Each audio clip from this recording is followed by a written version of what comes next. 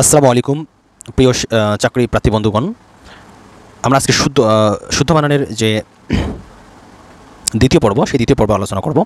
চলুন আমরা শুরু করি। কয় ঋষি এবং কয় দীর্ঘি এর ব্যবহার আমরা এই প্রথমেই শিখব। হা বা না বোধক উত্তর হয়, অথবা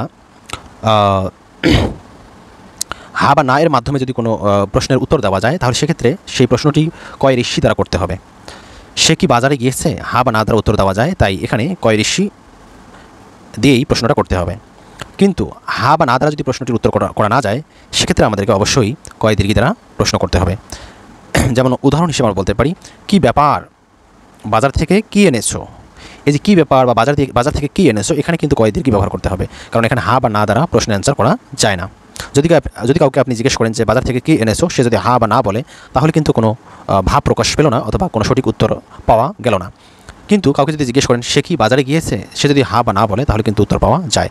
তো এই বিষয়গুলো লক্ষ্য রাখতে হবে। যদি হা বা না দ্বারা প্রশ্ন অ্যান্সার করা যায়, তাহলে কয় ঋষি হবে, আর হা বা না দ্বারা প্রশ্ন করা উত্তর পাওয়া না গেলে সেক্ষেত্রে কয় দীর্ঘি হবে। রেফের পরে বর্ণ কখনো দিতে হয় না। যেমন আমরা সূর্য, ধৈর্য, কার্যালয়, তারপর বলা হচ্ছে অর্জন, কর্তা ইত্যাদি। মানে এক কথাই রেফের পরে ব্যঞ্জন বর্ণের দিতে হবে না, অর্থাৎ জফলা লেখা যাবে না। এখন আমরা হ্রস্ব এবং দীর্ঘ এর ব্যবহার দেখব। হ্রস্ব এবং দীর্ঘ উ এর ব্যবহার আমরা কোথায় কীভাবে ব্যবহার করব? যাবতীয় ভূত দীর্ঘ উকার ব্যবহার হবে। ব্যতিক্রম হচ্ছে শুধু অদ্ভুত, তারপর বলা হচ্ছে ভুতুরে এবং অদ্ভুতুরে। এই যে সমস্ত শব্দগুলো, এই কয়েকটি শব্দগুলো ছাড়া বাকি সবখানে আমরা দীর্ঘ উ ব্যবহার করব, অর্থাৎ দুর্গ ব্যবহার করব। কিন্তু অদ্ভুত এবং ভুতুরে এবং অদ্ভুতুরে এই কয়েকটি শব্দ ছাড়া এখানে শুধু রস্যুকার হবে, অন্য সবখানে আমরা দুর্গুকার ব্যবহার করব। যে কোনো শব্দই সেটা ভূত দ্বারা বা ভূত যদি তার মধ্যে সংশ্লিষ্ট বা থেকে থাকে। রেফের পূর্বের বর্ণ দীর্ঘকার ব্যবহার হবে সবসময়, মনে রাখতে হবে যে রেফের পূর্বে সবসময় দীর্ঘকার ব্যবহার করতে হবে। যেমন সূর্য, এই যে অন্তস্থি জয়ের উপরে আমরা রেফ দেখতে পাচ্ছি, তার পূর্বে কিন্তু সূর্য দন্তস্বয় এর দুর্গু লিখতে হবে, সূর্য। মুমুষ্য একই, তারপর হচ্ছে মুহূর্ত, ময়রুষ্য, হয় রেফ দুর্গু তয় রেফ, মানে মুহূর্ত যদিও তয়ের রেফ নাই, তয়ের উপরেই অরিজিনালি এখানে রেফ হবে। পূর্ব, পয় দুর্গু বয় রেফ, পূর্ব, এটি মনে রাখতে হবে। ব্যতিক্রম হচ্ছে যেমন মুহুর্মুহু বানানটায় সবগুলোই হচ্ছে রস্যু, শুধু হয়ের পরে রেফ হবে। মাধুর্য বানানেও আমরা দেখতে পাচ্ছি রস্যু হবে, চতুর্থ বানানেও রস্যু হবে, চতুর্ভুজ বানানেও কিন্তু রস্যু হবে, দুইটাই রস্যু হবে। এই জিনিসটা মনে রাখতে হবে। এক কথায় চার ঘটিত সকল শব্দে রস্যুই হবে, দুর্গু হবে না। এই জিনিসটা মনে রাখতে হবে। এরপরে আমরা যাব যেমন দ এর নিয়ম, অর্থাৎ দ এর নিয়মে দু বা দূরত্ব বোঝাতে, মানে দূরত্ব বলতে ডিস্টেন্স ইংরেজিতে বলা হয়, এই দূরত্ব বোঝাতে দীর্ঘকার ব্যবহার হয়। যেমন দূর, দূরবীন এরকম। কিন্তু অন্য সকল ক্ষেত্রে রস্যুকার ব্যবহৃত হয়, যেমন দুর্বল, দুর্বার ইত্যাদি। এক কথাই যদি আমি সংক্ষেপে বলে থাকি, যদি স্থান মানে অতিক্রম করা বোঝায় বা দূরত্ব বোঝায়, সেক্ষেত্রে আমরা দয় দুর্গ ব্যবহার করবো, অন্যথায় দয় রস্যু ব্যবহার করব। ব্যতিক্রম হচ্ছে কয়েকটা শব্দ রয়েছে যেগুলোর মধ্যে সাধারণত দূরত্ব না বোঝালেও দয় দুর্গ ব্যবহার করতে হয়। সেগুলো হচ্ছে দূষণ, দূষিত, দুর্বা, দূষক এবং দূত। তারপরে আমরা মূর্ধন্য এবং দন্তস্বরের নিয়মটা শিখব এখানে। স্বর ও বা স্বর আ ধ্বনির পর সবসময় দন্তস্ব ব্যবহৃত হয়। স্বর ও অথবা স্বর আ ধ্বনির পর সবসময় দন্তস্ব ব্যবহৃত হয়। এই জিনিসটা মনে রাখতে হবে। নমযোগকার নমস্কার, নমযোগকার নমস্কার, পুরযোগকার পুরস্কার, পুরযোগকার পুরস্কার। অন্য সকল ধ্বনির ক্ষেত্রে মূর্ধন্যস্ব ব্যবহৃত হবে। যেমন পরিযোগকার পরিষ্কার, এখানে মূর্ধন্যস্ব আকার হবে। এই জিনিসটা মনে রাখতে হবে। অর্থাৎ স্বর ও অথবা স্বর আ ধ্বনির পরে সবসময় দন্তস্ব ব্যবহৃত হয়। অন্য মানে স্বর ও স্বরা ভিন্ন অন্য স্বরধ্বনি যেটাই থাক না কেন, তখন কিন্তু মূর্ধন্যস্ব ব্যবহৃত হবে। সেটা আমরা উদাহরণ হিসেবে দেখতে পাচ্ছি, যেমন নমস্কার, অ এর পরে কার শব্দটি এসেছে, এই জন্য মনে রাখতে হবে এখানে অবশ্যই দন্তস্ব দিতে হবে। নমস্কার, এরকম পুরস্কার, যত অ বা আ আসুক দন্তস্ব ব্যবহার করতে হবে। কিন্তু যদি ঋষি আসে অথবা অন্য কোনো স্বরধ্বনি আসে, সেক্ষেত্রে কিন্তু মূর্ধন্যস্ব দিতে হবে। যেমন পরিযোগকার পরিষ্কার। ব্যতিক্রম হচ্ছে যেমন স্পর্শ, স্পন্দন, স্পষ্ট, স্পর্কা, স্পৃহা ইত্যাদি। এই সমস্ত শব্দ একটু ভিন্নতা রয়েছে। এরপর আমরা যাব দন্তস্বয় অথবা দন্তস্বয়ের নিয়মটা একটু দেখব। যেমন আমরা এখানে দেখতে পাচ্ছি দন্তস্বয় মানে নিজ অথবা নিজের বোঝাতে দন্তস্বয় ব্যবহার করতে হবে। আবার যেমন স্বদেশ মানে নিজের দেশ, যেমন সাগরী মানে নিজের গাড়ি। কিন্তু দন্তসহ বা একত্রে বোঝাতে, যেমন আপনি সহ বা একত্রে বোঝাতে দন্তস্ব শুধু হবে, যেমন সপরিবার, পরিবার সহ, সস্ত্রীক মানে স্ত্রী সহ ইত্যাদি। মানে আপনি যেমন আমরা অনেক সময় কাউকে নিমন্ত্রণ করে থাকি বা আমন্ত্রণ করে থাকি, সেক্ষেত্রে আমরা বলি যে আপনি সপরিবারে আমন্ত্রিত।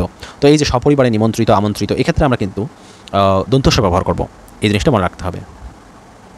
দন্তস্ব যুক্ত হয়ে গেছে এমন ও শব্দের পর ইতো প্রত্যয় যোগ করা যাবে না, কারণ দন্তস্ব অথবা ইতো বিশেষণ পদ গঠন করে।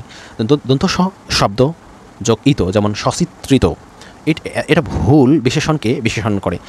এটা মনে রাখতে হবে, যেমন করার বাহুল্য দোষ, এটাকে বলে বাহুল্য দোষ। হ্যাঁ, যেমন সচিত্র এটা ভুল বিশেষণকে বিশেষণ করে, করা এটা বাহুল্য দোষে দুষ্ট হয়েছে। চিত্র যেমন সচিত্র, চিত্রিত, যেমন লজ্জা লজ্জিত, সলজ্জিত বা সলজ্জি ইত্যাদি। সচিত্রিত ভুল, সলজ্জিত ভুল, এটা মনে রাখতে হবে। তাহলে সচিত্রিত এটা ভুল, কিন্তু সচিত্রতা ঠিক রয়েছে। আবার চিত্রিত এটাও ঠিক রয়েছে, কিন্তু আপনি যদি সে জায়গায় সচিত্রিত বলেন তাহলে কিন্তু ভুল হয়ে যাবে। লজ্জিত এটা ঠিক আছে, যদি সলজ্জি এটাও ঠিক আছে, কিন্তু আপনি যদি বলেন সলজ্জিত তাহলে কিন্তু ভুল হয়ে যাবে। এই জিনিসটা মাথায় রাখতে হবে। স্বাক্ষর অ্যান্ড স্বাক্ষর এর মধ্যে পার্থক্য, দন্ত শয় আকার যুক্ত খ বয়বিন্দু র, আর দন্ত শয় আকার যুক্ত খ বয়বিন্দু র। এক্ষেত্রে আমরা দেখব যে স্বাক্ষর সযোগ অক্ষর মানে দস্তখত বোঝাতে ব্যবহৃত হয় দন্ত শয় ব, আর স্বাক্ষর অক্ষর জ্ঞান অর্থে, যেমন আমরা যদি দেখি যে সকল অর্থে ব্যবহৃত হয়, বিশেষ করে অন্য সকল ক্ষেত্রে আমাদের এই স্বাক্ষর দন্তস্বয় আকার যুক্ত খ বয়বিন্দু র এটি ব্যবহার করতে হবে। এটা কারণ এটা হচ্ছে অক্ষর জ্ঞান বোঝাতে এই স্বাক্ষর শব্দটি বসে। আর দন্ত শয়ব যখন হবে এটা নিজের দস্তখত মানে কি সিগনেচার ইংরেজিতে বলা হয়, যে সিগনেচার দেওয়ার অর্থে স্বাক্ষর শব্দটি বসে। দন্তস্বয়ত অথবা দন্তস্বয়থ এর ব্যবহার কি? যেমন গ্রাস করা অর্থ বোঝালে সাধারণত দন্তস্বয়ত ব্যবহৃত বা ব্যবহার হয়। যেমন ঋণ গ্রাস করলে, যেমন ঋণগ্রস্ত, এখানে কিন্তু গ্রস্ত না, হতাশাগ্রস্ত। হতাশা গ্রাস করলে হতাশাগ্রস্ত, মানে কোনো কিছু গ্রাস করলে সেক্ষেত্রে দন্তস্বয়ত হবে। অর্থ না থাকলে দন্তস্বয়ত হয়, যেমন বিপদগ্রস্ত না, বিপদগ্রস্ত অর্থ নেই, বিপদগ্রস্ত। ব্যতিক্রম বিশ্বস্ত এবং সমস্ত, এই যে কিছু ক্ষেত্র আছে যেগুলোতে একটু ব্যতিক্রম, এক্ষেত্রে আমাদের দন্তস্বয়ত ব্যবহার করতে হবে। তাছাড়া আঁকা অর্থে সাধারণত দন্তস্বয়ত ব্যবহার হয়ে থাকে, যেমন গৃহ আছে, গৃহস্থ, মানে কোনো কিছু থাকা, মানে কিছু আছে থাকা অর্থে সাধারণত আমাদের দন্তস্বয়ত হবে, যেমন গৃহস্থ, যেমন যার গৃহ আছে গৃহস্থ। অর্থ থাকলে আমরা সেখানে দন্তস্বয়ত ব্যবহার করব, যেমন গৃহ যোগ দন্তস্বয়ত, এরকম। গৃহস্থ। অধীন শব্দের অর্থ আয়ত্ত থাকা, তাই এর সাথে দন্তস্বয়ত যুক্ত করে অধীনস্থ শব্দ গঠন করলে সেটা ভুল হবে, তাই অধীন বলতে হবে অথবা অন্য ওয়েতে সেটা বলতে হবে, কিন্তু এখানে আপনি অধীনস্থ বলতে পারবেন না। দারিদ্র অ্যান্ড দরিদ্রতা এর মধ্যে পার্থক্য কি আমরা দেখব। দয়াকার দা বয়বিন্দু ঋষি দয়রফালা জফালা যখন থাকবে, এটা একটা ঠিক আছে। দা এখানে প্রথমে যে দয়ের আকার হয় এখানে দয়রফালা জফালা হবে, দারিদ্র বানান। আর দরিদ্রতা বলা যায় দ বয়বিন্দু ঋষি দয়রফালা দয়াকার দা, দরিদ্রতা। এই দুটি বানান দুই রকম, এটি মনে রাখতে হবে। দরিদ্র মূর্ধন্যস্বয় জফালা যাকে বলা হয়, যেমন দরিদ্র বা দারিদ্র, আর দরিদ্র এটি মনে রাখতে হবে। যেমন সুজন মূর্ধন্যস্বয় অথবা অন্তস্থ জ, এটাকে সৌজন্য। এই জিনিসগুলো মনে রাখতে হবে। যে সকল শব্দের সাথে অন্তস্থ প্রত্যয় যুক্ত হয়ে গেছে ওই সকল শব্দের সাথে আবার তা যুক্ত করা যাবে না, যেমন সাফল্যতা বলা যাবে না, সাফল্য। দরিদ্রতা বলা যাবে না, দরিদ্র অথবা দারিদ্র, ঠিক আছে। দরিদ্র অথবা দারিদ্র, দরিদ্রতা বলতে হবে, দারিদ্রতা বলা যাবে না, দারিদ্র বলতে হবে, আর দরিদ্রতা বলতে হবে। আর সাফল্যতা বলা যাবে না, সাফল্য বলতে হবে। এরপর আমরা দেখব প্রদত্ত শব্দ গুণ এবং বৃদ্ধি, যেমন স্বর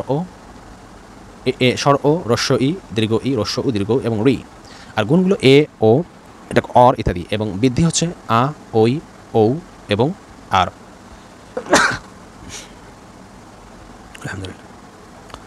গুণ পরিবর্তন এক্ষেত্রে শব্দের প্রথমে পরিবর্তন হয়। আমরা এখানে দেখব যেমন চিন যোগ আ চেনা, যেমন চিন যোগ আ চেনা, ই পরিবর্তিত হয়ে একার হয়ে গেছে, চিন যোগ আ চেনাম। শুন যোগ আ সোনাম, মানে রস্য উর পরিবর্তিত হয়ে ওকার হয়ে গেছে। মূর্ধন্যস্বয় ইয় জফালা অথবা অন্তস্থ জ অথবা মূর্ধন্যস্বয় ইয় ঋষিক ইক ইত্যাদি। এ প্রত্যয়গুলো যুক্ত হলে অবশ্যই প্রকৃতির প্রথম বর্ণের সাথে বৃদ্ধির পরিবর্তন ঘটবেই। উপন্যাস যোগ ইক ঔপন্যাসিক, রাইট, ঔপন্যাসিক। তারপর যেমন ইতিহাস যোগ ইক ঐতিহাসিক। দিন যোগ ইক দৈনিক। ধন্যবাদ সকলকে এতক্ষণ সাথে থাকার জন্য। ইনশাআল্লাহ নেক্সট ক্লাসে আবার অন্য কোনো টপিক নিয়ে আলোচনা করা হবে। সে পর্যন্ত ভালো থাকবেন, সুস্থ থাকবেন। আসসালামু আলাইকুম।